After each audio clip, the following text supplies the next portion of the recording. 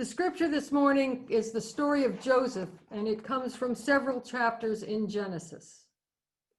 Now Israel loved Joseph more than any of his other children, because he was the son of his old age, and he had made him a long robe with sleeves. But when his brothers saw that their father loved him more than all his brothers, they hated him and could not speak peaceably to him. Once Joseph had a dream, and when he told his brothers, they hated him even more. He said to them, "Listen to this dream that I dreamed. There we were binding sheaves in the field. Suddenly, my sheaf rose and stood upright, and then your sheaves gathered round it and bowed down to my sheaf." And his brothers said to him, "Are you indeed to reign over us? Are you indeed to have dominion over us?" So they hated him even more because of his dreams. So Joseph went after his brothers and found them in Dothan. They saw him from afar, and before he came near to them, they conspired to kill him. They said to one another, "Here comes this dreamer. Come now and let us kill him and throw him into one of the pits. Then we shall say that a wild animal has devoured him, and we shall see what will become of his dreams." But when Reuben heard of it, he delivered him out of their hands, saying, "Let us not take his life." Reuben said to him, "Shed no blood, throw him into this pit here in the wilderness, but lay no hand on him, that he might rescue him out of their hand and restore him to his father." Then Judah said to one of his brothers, "What profit is it if we kill our brother and conceal his blood? Come, let us sell him to the Ishmaelites and not lay our hands on him, for he is our brother and our own flesh." As his brothers agreed, when the Midianite traders passed by, they drew Joseph up, lifting him out of the pit, and sold him to them for 20 pieces of silver. And they took Joseph to Egypt. When Reuben returned to the pit and saw Joseph was not in the pit, he tore his clothes. He returned to his brothers and said, "The boy is gone, and where can I turn?" Then they took Joseph's robe, slaughtered a goat, and dipped the robe into blood. They then had the long robe with the sleeves taken to their father, and they said, "This we have found. See now whether it is your son's robe or not." He recognized it and said, "It is in pieces." Then Jacob tore his garments and put on sackcloth on his loins and mourned his son for many days. The next verse comes from chapter 50. After Joseph has risen in the Pharaoh's an office in the Pharaoh's government in Egypt, and his brothers have come because there is a famine. Chapter 50, verses 15 to 21. Realizing that their father was dead, Joseph's brothers said, "What if Joseph still bears a grudge against us and pays us back in full for all the wrong that we did him?" So they approached Joseph, saying, "Your father gave us the instruction before he died. Say to Joseph, 'I beg you, forgive the crimes of your brothers and the wrong they did in harming you. Now, therefore, please forgive the crime of the servants of God, the God of your father.' Joseph wept when he spoke to them. Then his brothers also wept and fell down before him. 'We are here as your slaves.' But Joseph said to them, 'Do not be afraid. I am in the place of God. Am I in the place of God? Even though you intended to do me harm, God intended it for good, in order to preserve a numerous people, as he is doing today. So have no fear. I myself will provide for you and your little ones.' In this way, he reassured them, speaking kindly to them." The stories of God for the people of God. Thanks be to God.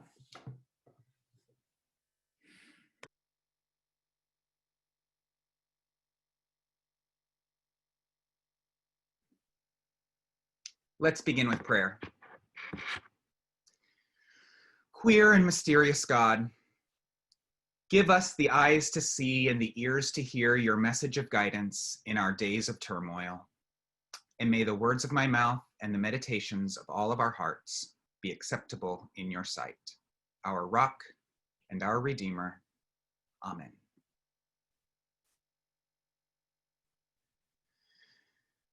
Last week, we heard the story of Abram, who would later become Abraham, calling God out for not upholding God's end of the covenant between the two. You gave me no offspring, and so a slave born in my house is to be my heir, Abram challenged, to which God responded, look toward the heaven and count the stars if you're able to count them. So shall your descendants be. Shortly after this, Abram fathers a child, Ishmael, with Sarai's servant Hagar, which causes all sorts of difficult family dynamics. Then God renames Abram and Sarai to Abraham and Sarah. The cities of Sodom and Gomorrah are destroyed. Abraham and Sarah give birth to Isaac, which causes even more family drama surrounding which of Abraham's sons should be his heir, which leads to Hagar and Ishmael being sent away to wander the desert.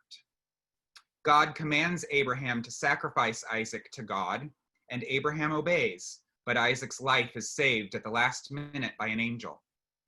Isaac grows up and marries Rebekah, who gives birth to Esau, Isaac's favorite son, and Jacob, Rebekah's favorite.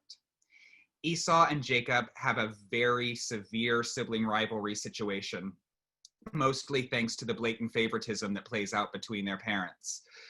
Eventually, Isaac goes blind, and at Rebekah's suggestion, Jacob disguises himself as Esau in order to trick Isaac into granting him Esau's blessing.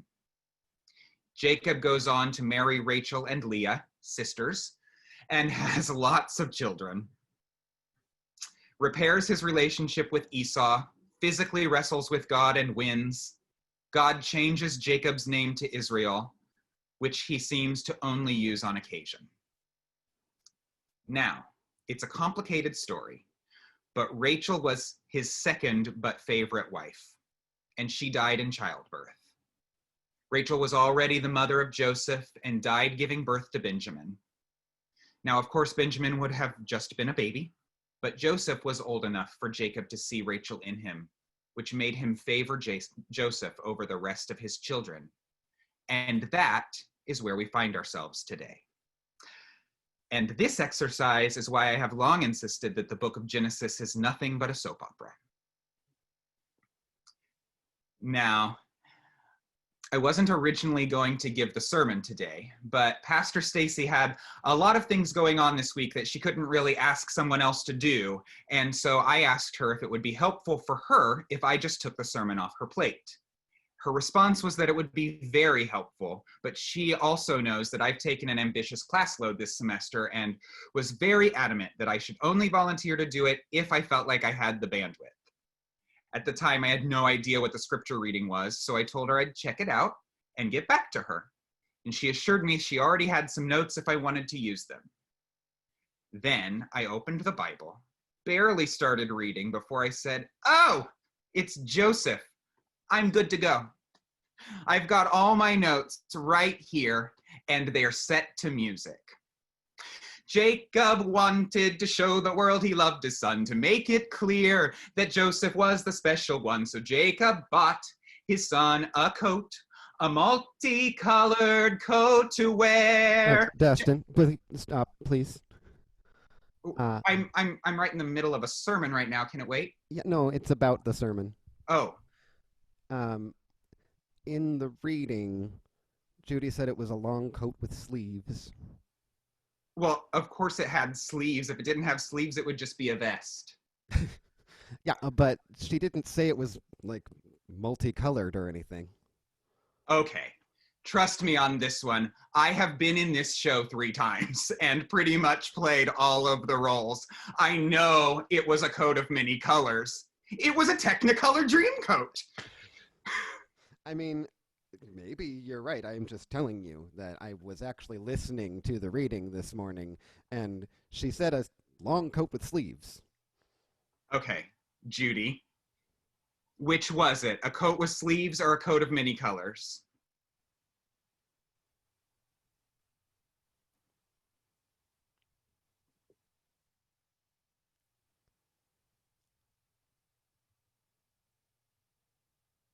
Sorry, I'm having trouble, technical troubles. It says quite clearly it was a long sleeve coat. Doesn't say anything about color. Oh, Thank well, you, Judy. let me just check this out. 1 second here. Let's see. It says right here, Joseph loved him more, He made him a long robe with sleeves. Well, that's weird.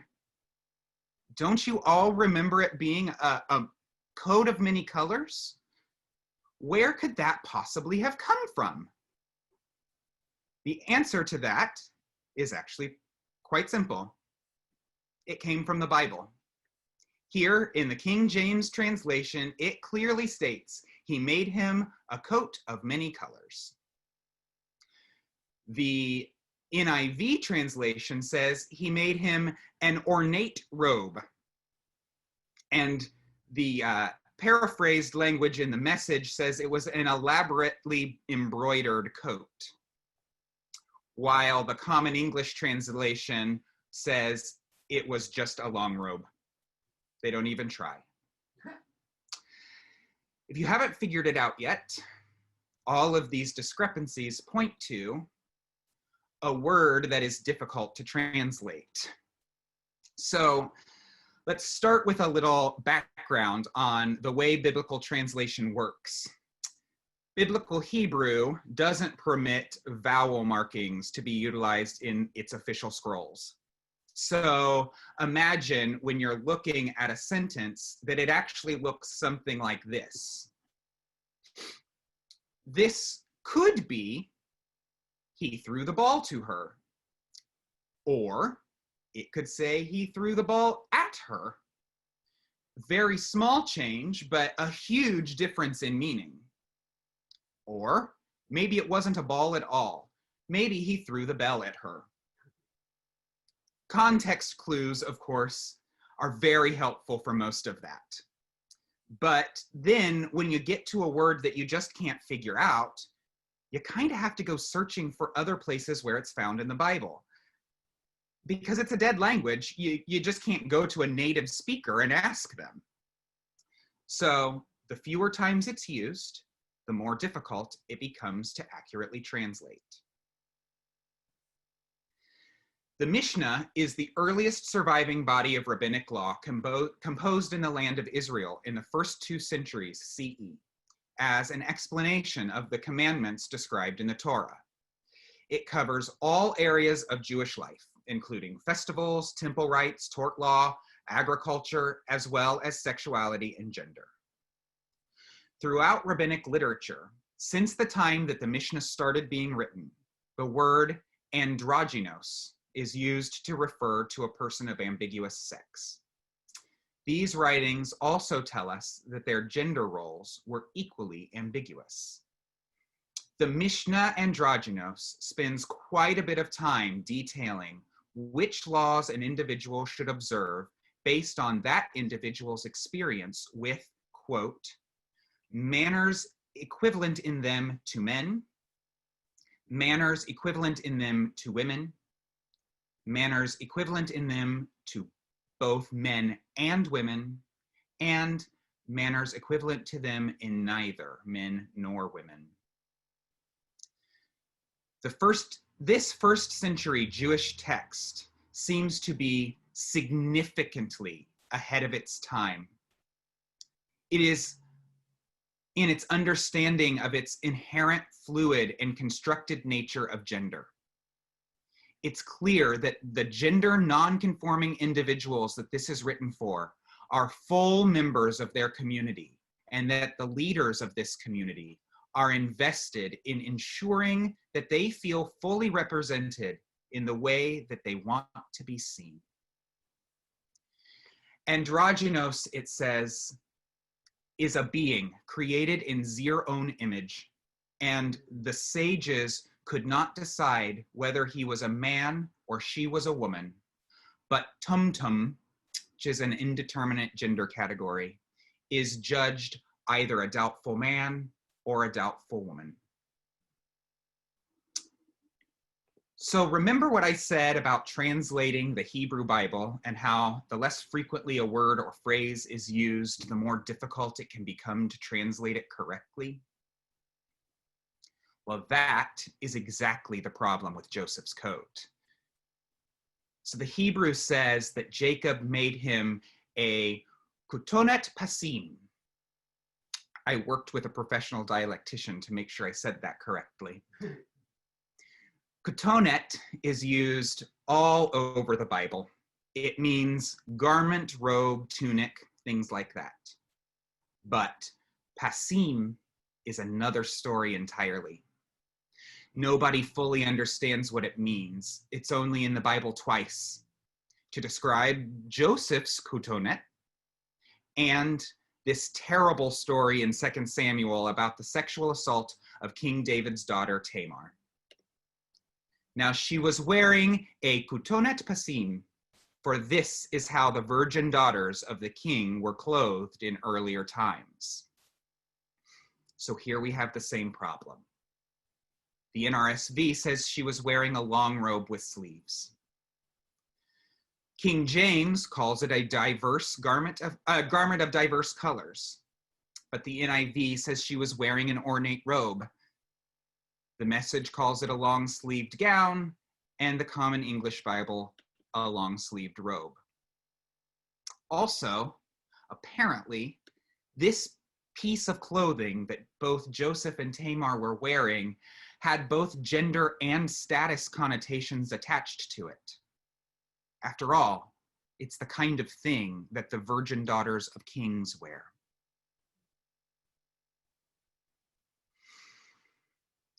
For those of you who have known me for several years now, it probably will not come as a surprise to you to learn that growing up, I was what you might call a sensitive boy. I also obviously dressed like Don Johnson. If you were rude, you might have even called me a sissy. I wasn't very good at any kind of sports, really, which was fine because I didn't have much interest in watching, and I certainly didn't enjoy playing. I did not like to get dirty. I was very open with my emotions. I was artistic and musical. Honestly, very similar to the person I am today. Passionate, I liked to cook and entertain and take care of people. You know, all of the quote unquote women's work. I remember when I was in the 3rd grade, I had decided that I was tired of the forced binary gender separation that was common in elementary school at the time, so I refused to walk anywhere in the boys' line. For months, I stood and traveled in the girls' line. I remember my mom coming home from a parent-teacher conference while this was going on and saying, you know, Mrs. Seagraves told me that you've been walking in the girls' line lately. Of course, she wanted to know all of the things that anyone would want to know about what I was feeling and what was going on that made me want to do that. And I didn't have words to express it. It was just a feeling. But the conversation ended with, well, she says that she really doesn't care if you want to walk with the girls, but she's just worried because she thinks that the other boys might be picking on you a lot because of it. It was up to me at 8 years old. I had to decide if I should protect my strong sense of self or protect my feelings.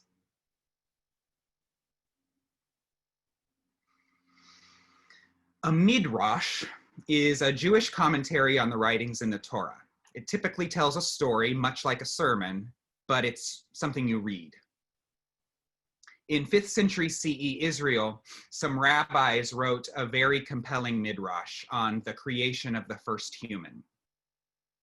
Connecting the verse in Genesis to another verse in the Psalms, the rabbis suggest that the first human was an androgynos, a doubly sexed person who was split in two. While this midrash is an imaginative commentary rather than a literal description of any particular community or circumstance, it is clear that the rabbis were comfortable using gender fluidity and nonconformity to imagine our biblical ancestors. Furthermore, the opening verse that connects the creation of humanity to the divine image suggests that the unfolding of gender possibilities presented reflects how the world and God are united by diversity and multiplicity rather than binary finality.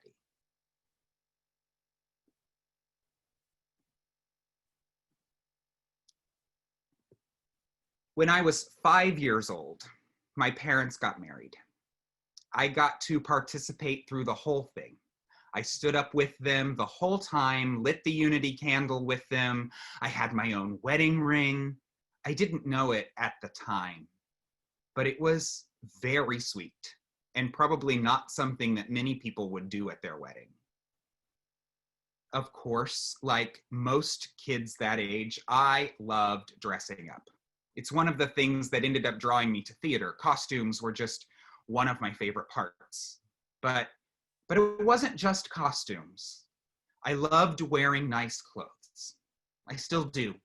I like to look nice when I know that people are going to see me. It makes me feel good. So, imagine what it must be like for a 5-year-old who loves to dress up and is an active part of a whole wedding. I was so excited. My mom loves to tell this story that I would talk about how I was going to wear a wedding dress. No, she would say, she was going to wear a wedding dress. But of course, I wanted to wear one too. I was very into being like my mom at this point in my life. Finally, probably thinking that she was putting an end to the conversation, she told me that girls wear dresses. It was 1988. Give her a break. I can wear a boy's dress, I said. They don't sell boys' dresses, she said. You can make me a boy's dress. My mom doesn't make clothes unless ironing on things to t-shirts or tie-dye count.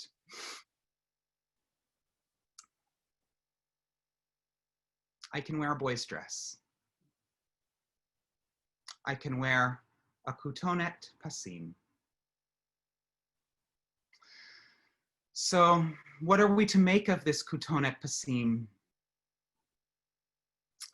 In the end, all we know for certain is that this apparently beautiful and luxurious garment that serves as a mark of distinction for the virgin daughters of the king is the same garment with which the patriarch vested his favored son.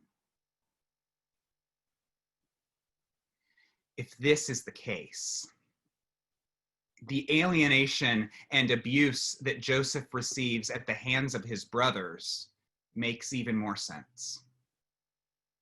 As a person assigned male at birth, but who dresses in clothes associated with the virgin daughters of kings, Joseph fails to measure up to the expected gender expressions of his time. Now, I'm not saying that way back many centuries ago, not long after the Bible began, there was a 17-year-old genderqueer child named Joseph. I mean, there probably was, but I don't think this story is about him. This story is written in the narrative form of a novella. It's never discussed beyond the boundaries of the story other than as a naming convention for the tribes of Israel. In my opinion, the story was probably written to explain how all of these enslaved Hebrew people got to Egypt in the first place. I'm more interested in the choice of hero. A sensitive boy. He doesn't like to do the things that the other boys like to do. He's creative. He's always telling these stories that he's dreamed up. He wears a coutonnet passim, a boy's dress. It was up to him. Protect his strong sense of self, or protect his feelings. He was othered by his brothers, who would have left him for dead if not for the sudden opportunity to make some money by selling him to the Ishmaelites, who, by the way, would have been the tribe of his great uncle, who was also unceremoniously othered and dismissed. But then he wound up in a land where they encouraged him to wear makeup and accessorize to his heart's content. And it turned out that he had a lot of important things to say once someone would listen. At least 27 transgender women were murdered last year simply for embodying themselves fully. Black men and women are othered and their lives are extinguished regularly simply for being there. Imagine what our world might be today if we could ever stop othering people and silencing their voices before they had the chance to let them be heard. May it be so.